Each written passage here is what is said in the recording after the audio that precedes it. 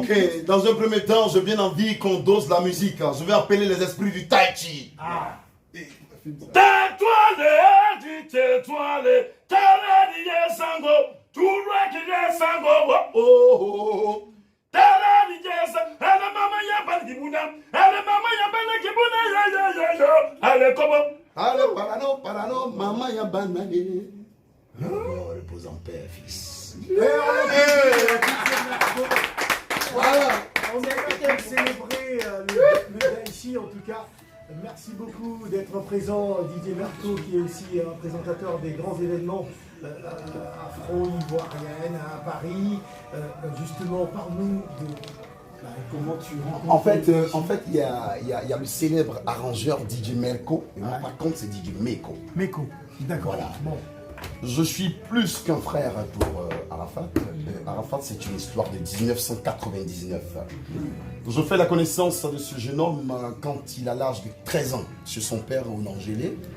À l'époque, je fus l'un des danseurs attitrés de la célèbre artiste Pierre Tadamissa avec l'orchestre Les Caterpillars. Donc, à chaque pause de nos répétitions, Arafat il avait tout le temps l'envie de récupérer les baguettes du batteur de l'orchestre.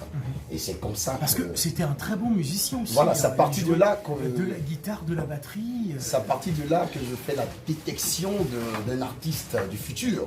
Et quelques années plus tard, même pas quelques années plus tard, en 2000, je prends mon envol pour Paris. Et à ma grande surprise, il y a certains, je dirais, si c'est mal parlé, désolé, mais certains DJ Arafat. Il arrive à Paris, il me croise dans un restaurant de la place de Paris. Mon vieux Meko, vieux, attends, c'est toi, l'auteur de la chanson Jonathan? Un petit, il dit, vieux, tu es parti d'Abidjan depuis Pierre Tanda, machin. Et c'est comme ça que les connexions ont commencé à naître. Et puis, voilà, on est parti, on a vécu ensemble ici, on a eu une longue histoire. Et comme sur ce plateau, j'ai l'impression que tout devient répétitif. Donc, je ne vais pas rentrer dans les détails. Arafat reste et demeure pour moi un frère. Je retiendrai tout simplement... Un frère d'armes. Dans tous les sens. Je fus un de ses conseillers. Il y a plein de détails que je ne peux pas énumérer ici. Pourquoi il faut nous dans faire le partager sens où l'artiste en Benito de question Langue. à la porte de la chapelle et à la police qui nous a arrêtés direct. Gironfa, je suis du côté normal. Donc lui et moi à l'époque, on est 5 baisses. Bon, on n'a pas de papier, voilà, on était en situation régulière.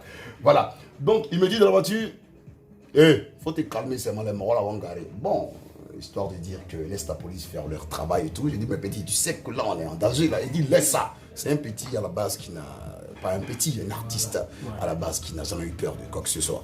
Donc on descend de la voiture, la police nous demande, alors les gars, ça va, machin et tout, les mains plaquées sur la voiture. Fouille. On fouille. Heureusement que nous n'étions pas des personnes bizarres. Une fouille générale dans la voiture. Et à notre grande surprise, il demande à Arafat de remettre la musique qu'il jouait. Arafat met le son. Le boom frappe. On dit, dosé. Excusez-moi, vous faites quoi dans la vie? Il dit, c'est la musique qui explique ce que je fais dans la vie.